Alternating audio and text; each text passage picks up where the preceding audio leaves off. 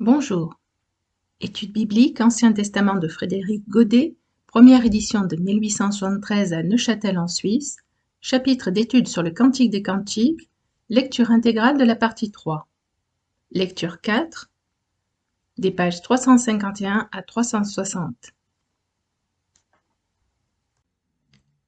Après avoir ainsi expliqué le mystère de l'avènement du bien-aimé et rendu hommage à la perfection du lien qui l'unit à lui, Sulamite se tourne vers ses frères qui l'ont rudement traité, non pour se plaindre d'une sévérité dont elle ne méconnaît pas la justice et les bons effets, mais pour s'entretenir avec eux d'une jeune sœur qu'elle voit là sur le seuil de la maison maternelle. Elle s'entend sans peine avec eux sur le principe qui doit présider à l'éducation et au sort de cette jeune fille qui bientôt la suivra dans la lutte de la vie. Est-elle ferme comme une muraille? Elle sera couronnée de créneaux d'argent. La gloire lui est assurée comme récompense. Se montre-t-elle faible en face de la tentation, semblable à une porte qui cède à une légère pression? On l'enfermera au moyen de planches de cèdre. La servitude, la privation et la honte seront son partage. Pour confirmer cet avertissement, Sulamite se donne elle-même en exemple à sa jeune sœur.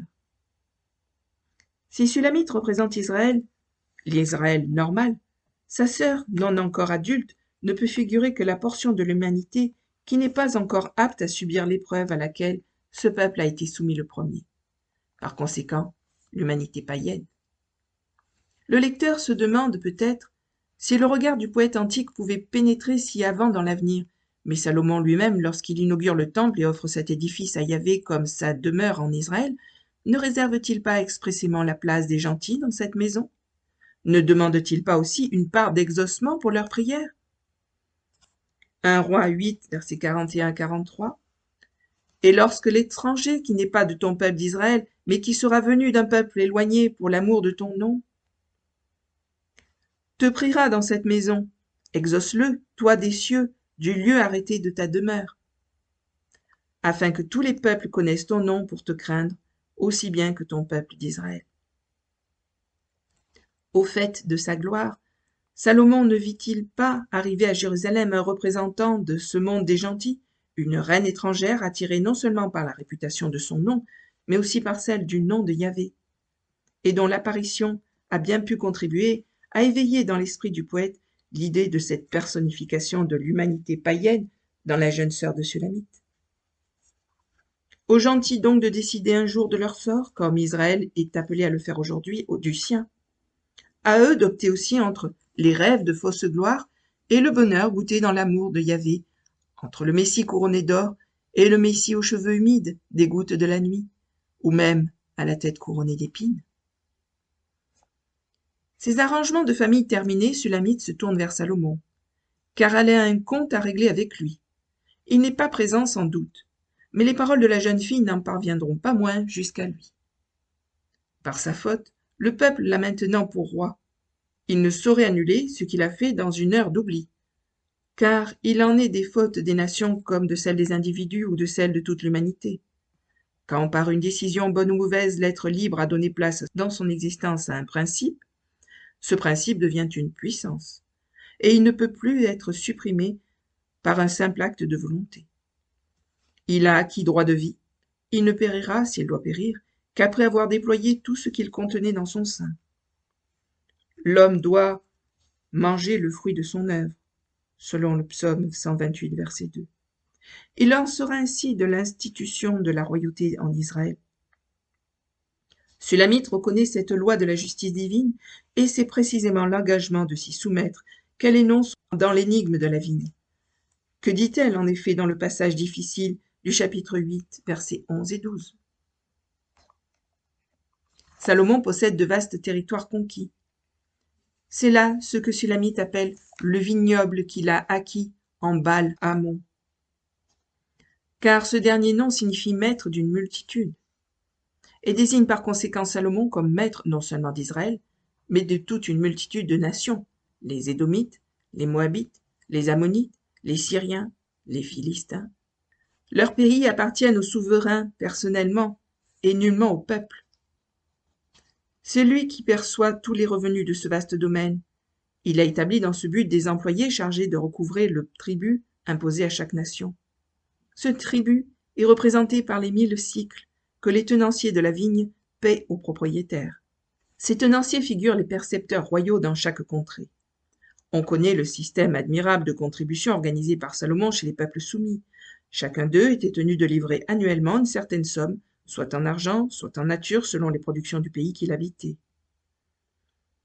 Ainsi, le roi de Moab, Mécha, était taxé à 100 000 agneaux et 100 000 moutons avec leur laine. On voit ça dans 2 Rois 3-4. Les autres peuples, pareillement. La question est maintenant de savoir comment Israël agira sous ce rapport à l'égard de son souverain. La terre de Canaan est son patrimoine. Paiera-t-il, sur le revenu de ce pays qui lui appartient, une redevance à Salomon? Ce serait se mettre au rang des peuples conquis. D'autre part, Israël a lui-même exigé un roi. C'était une folie, mais elle est commise. Et maintenant, il ne peut plus se soustraire aux conséquences de la position dans laquelle l'a placé cette démarche précipitée. Voici la solution que donne à cette question délicate la conscience israélite personnifiée en Sulamite. Ma vigne qui est à moi, elle distingue par cette expression le pays de Canaan que Dieu lui a donné, des contrées conquises qui sont le domaine particulier du roi. Et devant moi, c'est-à-dire sous mes yeux, et non dans le lointain, comme le vignoble de Salomon en Baal-Hamon. J'aurai donc le droit de réclamer une exemption de redevance pour cette terre dans laquelle j'habite. Je me soumets néanmoins à la même condition d'existence que les autres peuples. Je paierai les 1000. Il faut remarquer ici l'article Aélef, les 1000, c'est-à-dire ce même tribut que paient tous les autres peuples. Seulement, en prenant cet engagement qui résulte de la faute qu'il a commise de ne pas garder sa vigne, Israël pose une condition. Il exige que, sur ce tribut payé au roi, soit prélevé chaque année 1/5, c'est-à-dire 200 cycles, et que cette somme soit appliquée au traitement des gardiens aux soins desquels cette vigne d'Israël est de tout temps confiée. Qui sont ces gardiens? On ne saurait, après ce qui précède, hésiter longtemps. Il s'agit des sacrificateurs et des Lévites. Le sacerdoce avait vécu jusqu'alors de la dîme que lui payait Israël, mais maintenant que le peuple doit payer une contribution au trésor du roi, le sacerdoce court le risque de ne plus recevoir ce qui lui est dû et de tomber dans le dénuement.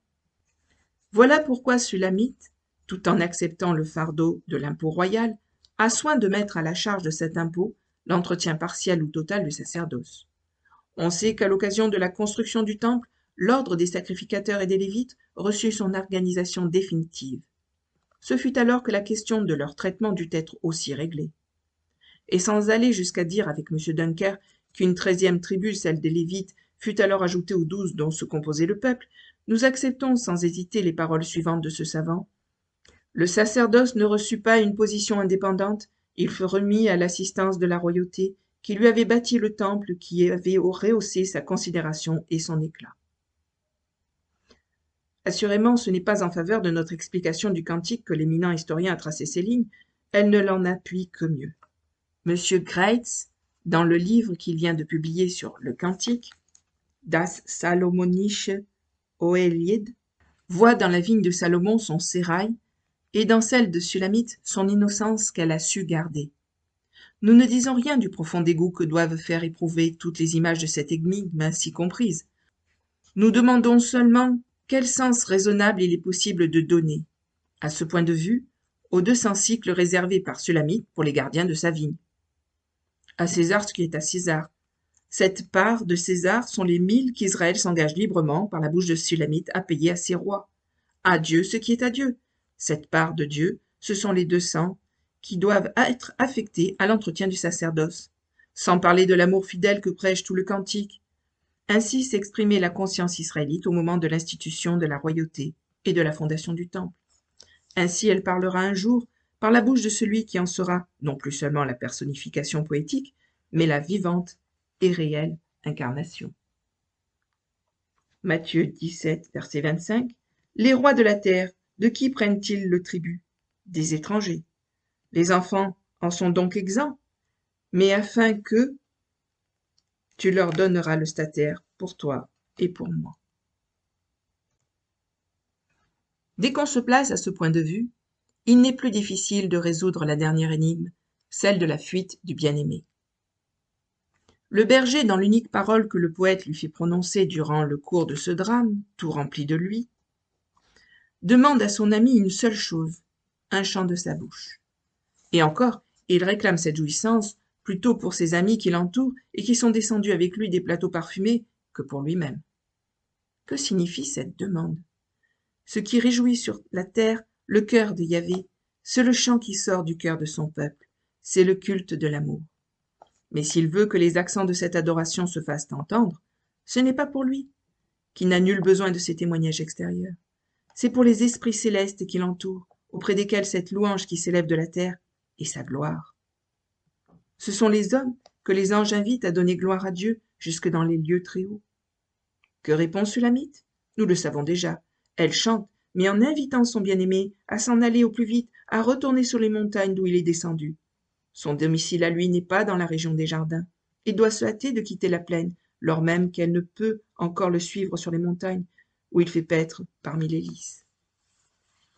Depuis, et aussi longtemps que Salomon règne, Israël peut bien appartenir de cœur à Yahvé. Il n'en est pas moins extérieurement assujetti à un autre maître. L'union messianique entre Dieu et son peuple ne peut donc se consommer parfaitement. Il faut pour cela que le trône du souverain terrestre, qui à tort s'est élevé entre eux, ait disparu. Aussi, que disait déjà Yahvé au Messie par la bouche de David? Dans le psaume 110, verset 1, à comparer avec Matthieu 22, verset 43. « Sieds-toi à ma droite ». David aussi contemplait donc en esprit le Messie quittant cette terre pour remonter à Dieu et laissant pour un temps encore cet héritage qui lui était donné aux mains de ses adversaires, pour ne revenir qu'après que, du haut de son trône céleste, il aurait réduit tous ses rivaux ici-bas à une complète obéissance.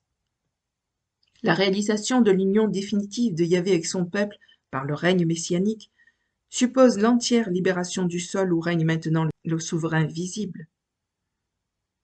Voilà, si nous ne nous trompons, l'explication de cette fuite du bien-aimé dans laquelle s'exprime de la manière la plus complète et la plus profonde l'idée même du cantique, la fidélité inébranlable à l'invisible Yahvé. L'apparition messianique, l'épreuve des gentils succédant à celle du peuple juif, l'assujettissement d'Israël à Salomon sous réserve des droits de Dieu, l'éloignement du Messie de la scène terrestre tôt après son apparition, tels sont les sujets traités dans ces 4 énigmes. Ils épuisent toutes les relations essentielles de la vie israélite. Fin de la lecture de l'étude de Frédéric Godet sur le Cantique des Cantiques. Avec ce podcast se terminent mes lectures du livre Études bibliques Ancien Testament de Frédéric Godet. Elles ont abordé des livres de la Bible et des sujets bibliques variés sous un angle peu répandu de nos jours et qui m'a apporté une nouvelle profondeur dans l'étude des Écritures. J'espère par ce partage qu'il en a été de même pour chacun de vous. Dites-le moi en commentaire, mais aussi partagez et likez la vidéo si vous avez aimé. À bientôt, merci, au revoir.